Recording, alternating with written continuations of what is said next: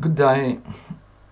So today I'd like to talk about a specific use case that can come up when you are starting to build your dashboards, and namely the fact that you may have not fetched enough data. So imagine you have a strategy that lasts for a very long time. So imagine day in trade might be like 90 days, etc.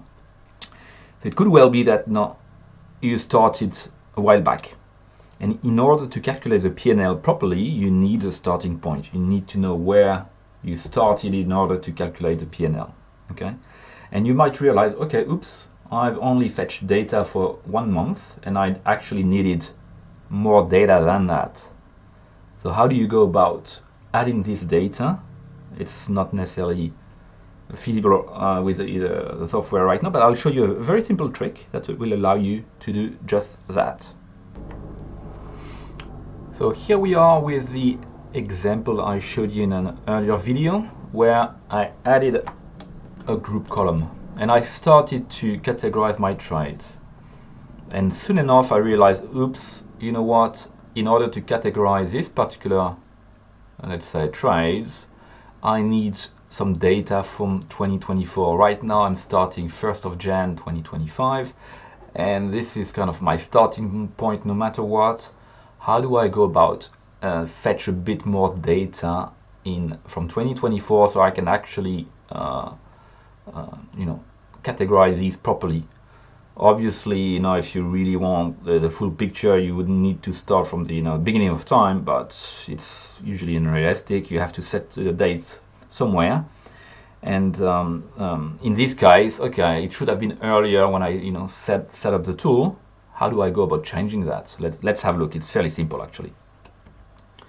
So the first thing we will do is we will right-click on this data and say duplicate, so that we keep track of this data sheet, because we've already categorized things and we don't want to start over again. So duplicate, and I've got a copy. Okay, so I can now go back here to transaction raw data and notice that there is an ID that I'm fetching as well.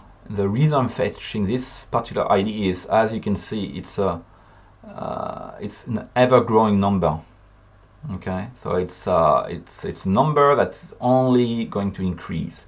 So it's and these transactions are sorted by this order, so it's very easy to see where you stop and where you start. Okay, so here it's ending 93. This will be our starting point, or the ending point for whatever data we fetch. Okay, so we'll go back to 2024 and fetch data, and we might overlap with this. But we know that 93 is the first trade that has already been, let's say, either categorized or taken care of. So that's just for you to notice.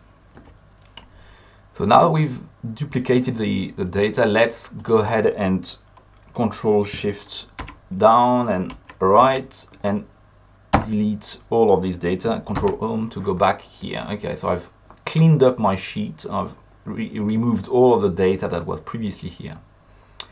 Next, let's go to Extensions and click on AppScript.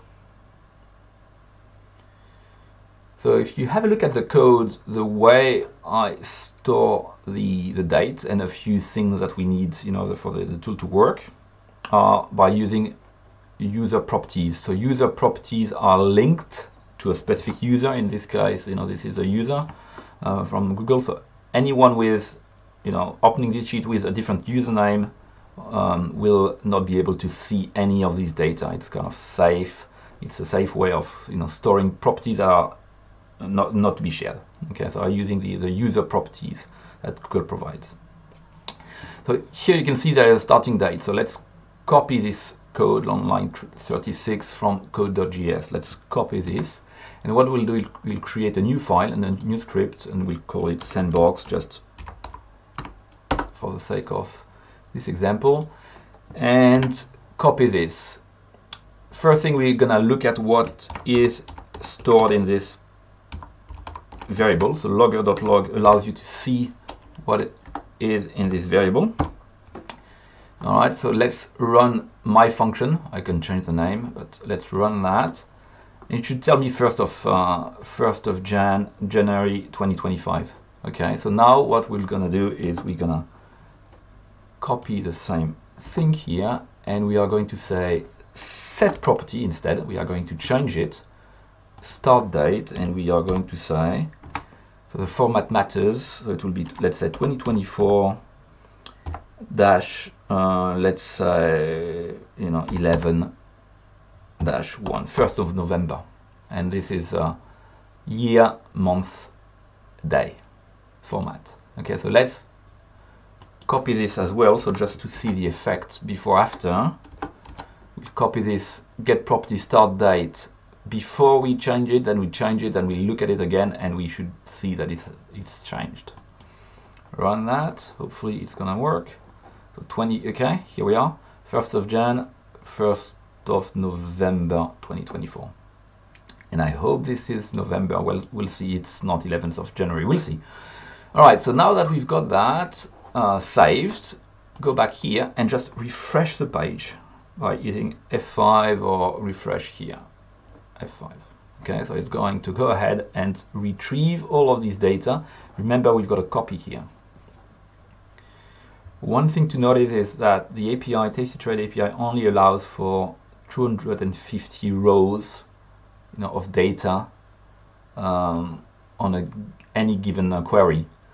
So if you are going back in the past, then you might need to refresh the page several times, because this might not fetch all of the data for you. It might be only 250.